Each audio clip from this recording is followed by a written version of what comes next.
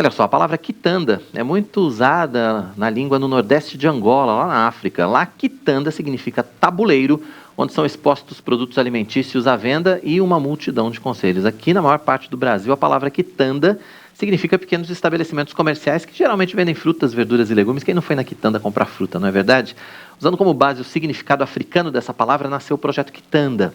Seu principal objetivo é participar do processo de transformação sociocultural e espiritual lá em Angola e aqui no Brasil, publicando livros que proporcionam crescimento espiritual, devoção e boa teologia. Mas quem está com a gente aqui ao vivo nos estúdios do Notícias do Bem é o Tomás Camba. Eu chamei ele de Thomas o programa inteiro, mas não é Tomás. Tomás Camba está aqui, idealizador do projeto. Tomás, obrigado pela sua participação, obrigado por ter vindo participar com a gente aqui do Notícias do Bem para falar a respeito desse projeto tão bacana.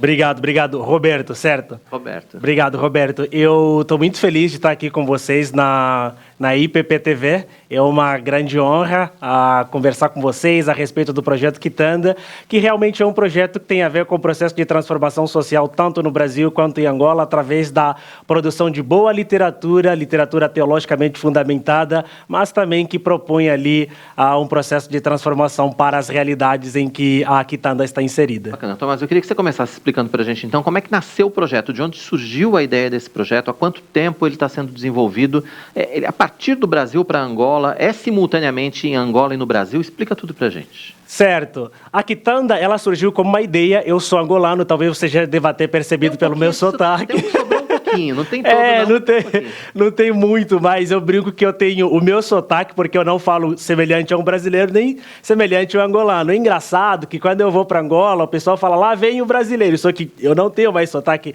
brasileiro. E no Brasil também eu sou um estrangeiro, né? Mas isso acaba acontecendo com quem mora fora, longe de casa por muito tempo. Então eu sou de Angola, eu moro no Brasil por um tempo e sempre pensei de alguma maneira em como eu pudesse ajudar no processo da transformação da realidade em Angola, estando no Brasil.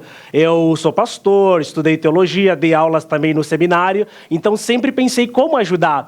E há 2 anos atrás, eu então, no lançamento do meu livro, que eu escrevi pela editora Mundo Cristão, lá em Angola, percebi que existia uma dificuldade imensa sobre literatura na realidade angolana. E foi pesquisando que eu percebi que 95% da literatura produzida em Angola, aliás, consumida em Angola, ela é uma literatura oriunda do Brasil, só que majoritariamente são traduções norte-americanas e que não tem um diálogo tão grande com a realidade em Angola. Daí, então, deu start para publicar literatura de autores angolanos, de autores brasileiros, mas que fosse uma literatura biblicamente embasada e também contextualizada. E que, ao mesmo tempo, falasse, vamos dizer assim, a língua de Angola, né? Isso é fundamental, né? Sim, e que ao mesmo tempo falasse a língua de Angola, falasse da realidade, porque é muito bom, a gente publica também literatura clássica, a gente não abandona os clássicos da teologia, porque eles são extremamente importantes para fundar as bases. Então, Stott, Billy Graham e outros autores que são extremamente importantes, também nós estamos no processo de publicação. Mas também entendemos que é necessário que autores locais escrevam a partir da sua realidade, porque eles têm um poder de conexão maior que os autores estrangeiros teriam escrevendo a partir de fora. Bacana. E a ideia da Quitanda é a ideia de um tabuleiro de livros, a gente pode dizer assim, usando, né, o sentido da palavra lá em Angola? Sim, usando o sentido da palavra, a ideia da Quitanda tem a ver com exposição.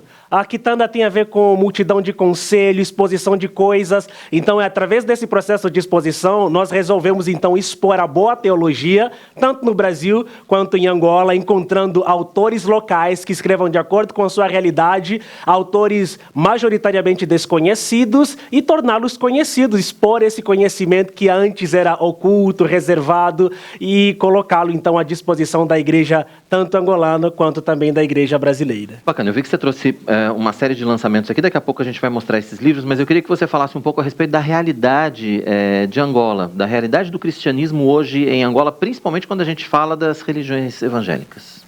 Perfeito. Angola é um país cristão, semelhante ao Brasil, majoritariamente católico, mas existe eu acho que cerca de 70% a 80% do país é cristão, e aí você divide essa fatia entre cristãos protestantes e cristãos católicos. Não é um país onde tem a perseguição, a igreja tem crescido muito, no entanto, como na maioria da realidade do continente africano, a igreja cresce, mas ela cresce sem embasamento teológico, sem fundamentação bíblica. Não são igrejas saudáveis, existe um número de igrejas absurdos. Então, por isso é que nós nos propusemos a criar uma editora para ajudar no processo da saúde espiritual da igreja. Porque não adianta termos um número estrondoso, astronômico de igreja, se essas igrejas elas não são fortes, elas não são fundamentadas de acordo com as escrituras. Um dado que me chamou muito a atenção e mexeu comigo, e ela foi a promotora do start, da criação da editora, foi uma reportagem que eu assisti, que um bairro lá em Angola, lá em Luanda, onde tem o maior índice de igreja, também é o bairro com maior índice de adolescentes grávidas. Então isso mexeu muito comigo. Ou seja, a igreja não está fazendo efetivamente seu papel, né? Porque Exato. ela não está sendo sal de jeito nenhum ali. Exato. Isso mexeu muito comigo. Falei, puxa vida, o que a igreja está fazendo?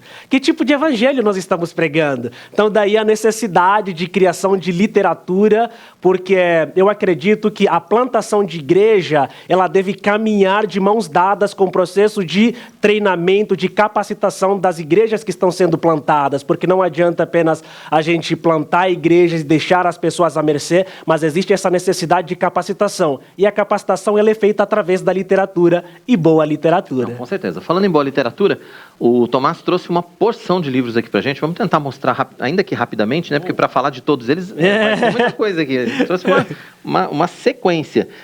Esses livros que você trouxe aqui são todos de autores angolanos? Conta pra gente. A gente tem aqui...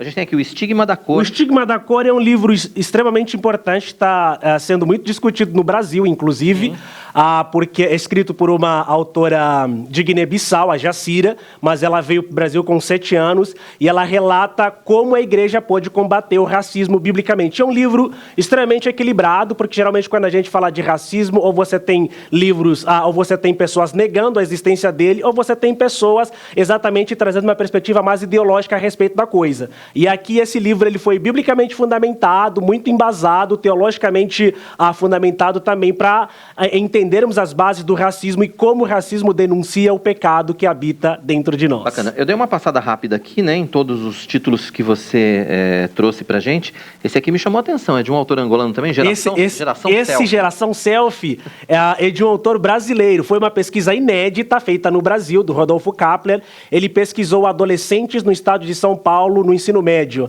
O que eles pensam sobre igreja, o que eles pensam sobre política, o que eles pensam sobre espiritualidade, como eles se relacionam. Então, uma pesquisa. Geralmente, quando nós falamos sobre geração Z, as pesquisas são dos Estados Unidos, né? Mas nós temos aqui algo inédito, uma pesquisa puramente brasileira falando sobre a realidade da nova geração no Brasil. E aí, apesar de ser uma realidade que a gente pode dizer que faz parte, né, do dia a dia de todo mundo hoje, essa questão da geração selfie, essa questão das redes sociais, uma pesquisa brasileira, na sua opinião, como essa, por exemplo, ela se aproxima mais da realidade de Angola? Nós, o Brasil, nós somos mais próximos de Angola? Sim, acredito que sim. Nós somos muito próximos, inclusive a Angola, no continente africano.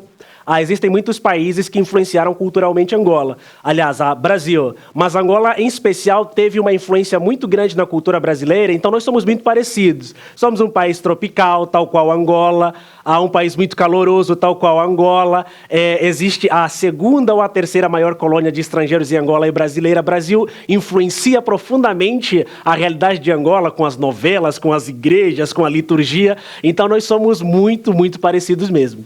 Que bacana. Você trouxe outros títulos aqui, eu vou passar rapidamente. Olha, Pertencer, da Aline Meyer. Aline Meyer, sim. Simples assim. Esse é um livro que nós acabamos de lançar. Para tempos difíceis. Sim. Que bacana. Igreja Digital?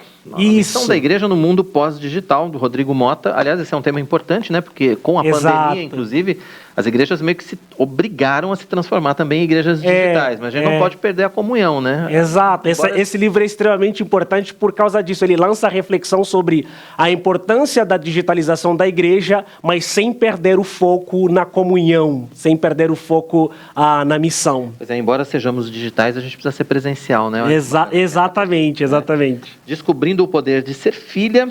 É um livro que fala sobre identidade. Disciplina na Igreja. E esse Comunidade. Isso, comunidade. Comunidade. A gente pode juntar tudo aqui. Tem um quebra-cabeça bacana aqui na capa também. Ou seja, tem muita literatura de qualidade, toda ela com embasamento cristão, reformado, enfim. Que vale para o Brasil, vale para Angola, vale para todos os que quiserem ler em português, não é verdade? Conta um pouquinho para a gente, Thomas, a respeito de como a gente pode conhecer mais a respeito do trabalho da Quitanda, como a gente pode conhecer um pouco mais a respeito do projeto também, né, do projeto Quitanda. Certo. Quais são os caminhos? Certo. Bom, a Quitanda, ela tem, hoje você pode conhecer um pouco mais da Quitanda através do nosso site, editoraquitanda.com, através das nossas redes sociais, também você pode seguir a gente no Instagram, no Facebook, no LinkedIn, Editora Quitanda.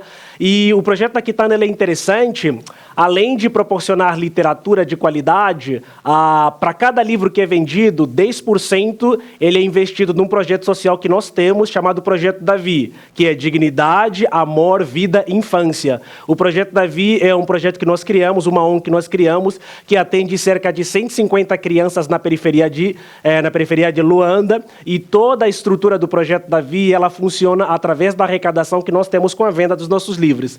Então, nós não somos uma ONG, nós somos uma empresa que visa lucros, mas o nosso lucro ele não é lucro por lucro, né? Ele também é distribuído para projetos de transformação e impacto social que nós temos lá em Angola. Então, você pode conhecer a gente através desses canais. Bacana, tá aí na tela, né? @editor_quitanda, esse é o Instagram, tem o editoraquitanda.com também. Então, através desses caminhos, você consegue conhecer um pouco mais a respeito do trabalho, conhecer a respeito do projeto, desse projeto social também, e consegue, é claro, adquirir todas essas obras, né? Tem um catálogo, tá bem bacana, a gente estava vendo as imagens do site aí agora há pouco, o catálogo tá bem bacana. Rapidamente, para a gente fechar, Tomás, planos para o futuro, como é que está esse fim de ano para a Quitanda, o que vocês têm planejado lá? Muito bom, nós estamos a todo vapor, inclusive temos alguns livros a caminho, a gente está publicando agora de uma maneira inédita um texto extremamente importante do Thomas Oden, que foi um teólogo metodista, com o africano e o cristianismo, porque hoje você tem uma dificuldade muito grande quando se fala sobre cristianismo na perspectiva africana.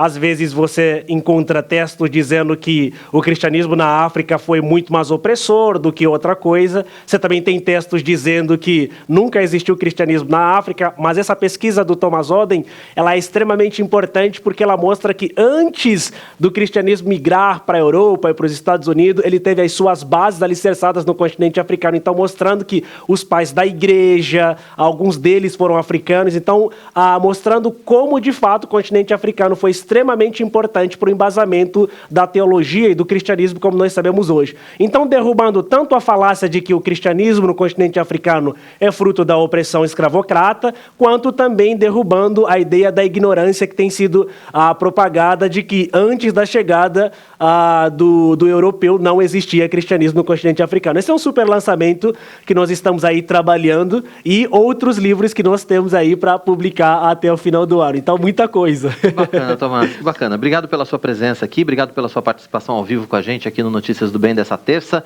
Deus continue abençoando seu projeto lá em Angola, aqui no Brasil, enfim, esse projeto intercontinental. Muito bacana. Parabéns pelo trabalho, Deus continue abençoando vocês. Muito obrigado, eu agradeço muito a oportunidade e vamos juntos, até a próxima.